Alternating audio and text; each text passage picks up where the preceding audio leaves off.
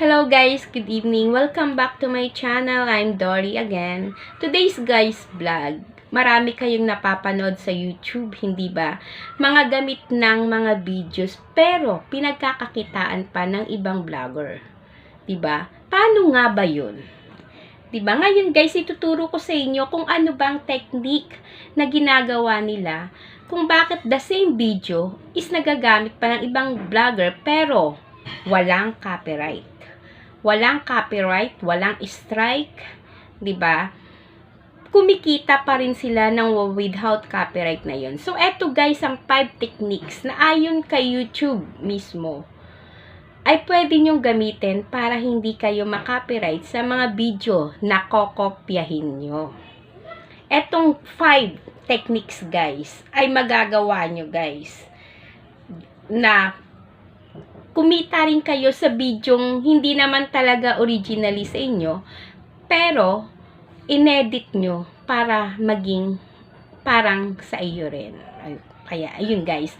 Always remember guys, ang 5 techniques na to para iwas tayo copyright claim. Turo ko sa inyo, basahin nyo po. Ang unang-una, download a video editor with lots of sound effects and screen editor. Ayun daw, mag-download daw tayo ng mga video editor. Ano ba yung mga video editor? Usually guys, ang ginagamit ko is CapCut. So, CapCut na yon, meron na dong different kinds of sound effects, yung mga, kahit nga animal effects, meron na. So, eto free lang na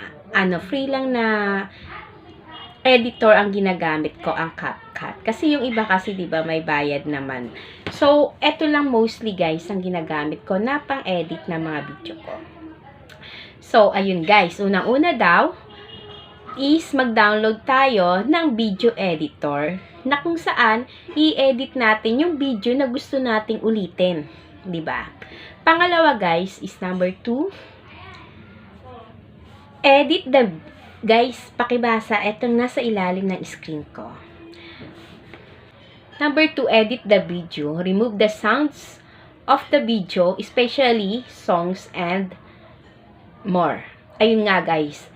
Yung pangalawa guys, mag-edit na tayo. Tanggalin natin guys yung music na ginamit sa video na yon. Kasi kapag the same music pa rin ang ginamit mo, is parang na-copyright ka na. So, aalisin mo yung video na ginamit niya at papalitan mo ng ibang music na gagamitin mo para sa sarili mo. 'Di ba? At kung ano pa dong pwedeng mong ilagay na music o kaya sounds effects na magkakaroon siya ng iba na ibang klase na parang hindi na kanya ang video na yon. Yung pangatlo guys ay add some effects to the video like overlay, etc. Add some effects to the video like overlay. Ay kagaya nga ng sinasabi ko, 'di ba? I-remove mo yung pangalawa, i-remove mo yung music sounds ng video na kinuha mo at papalitan mo ng ibang video mo. Yung pangatlo naman, magdadagdag ka ng effects. Ano ba yung mga effects? Like, kunwari palakpak, kaya shout, 'di ba? Yung sa CapCut na ginagamit ko, meron siyang mga ganong effects na magagamit mo para sa video na kukunin mo.